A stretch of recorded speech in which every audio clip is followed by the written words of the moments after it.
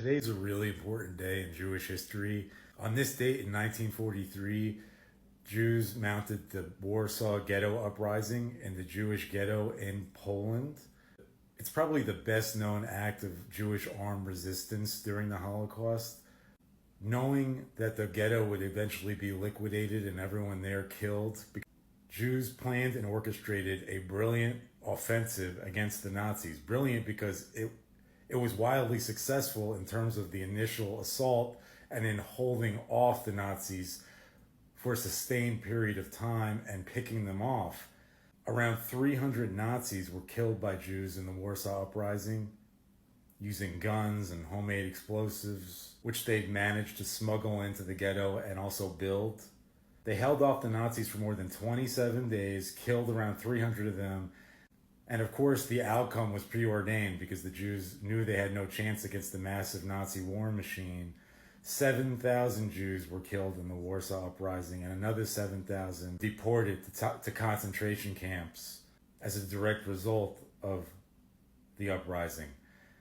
Even though it's the best known act of resistance during the Holocaust, it was one of many acts of armed resistance and uprisings by Jews. Jews mounted armed rebellions and uprisings in concentration camps, in forests, in cities, in ghettos, and killed a number of Nazis.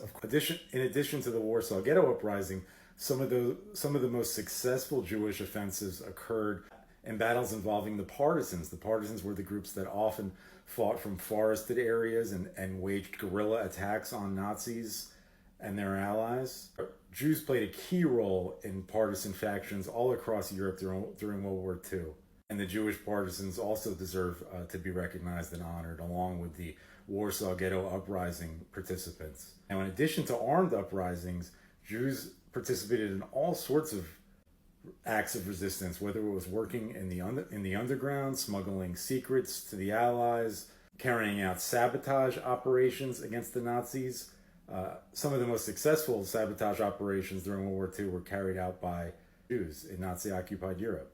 Jews were responsible for building, engineering, and otherwise helping to create some of the most effective weapons during World War II for use by the Americans and their allies to ultimately defeat the Nazis. In fact, without Jewish ingenuity and creativity, it's very unlikely that the war would have been won by the Allies because of how instrumental Jews were in helping to create those weapons and systems that ultimately defeated Nazism and Imperial Japan.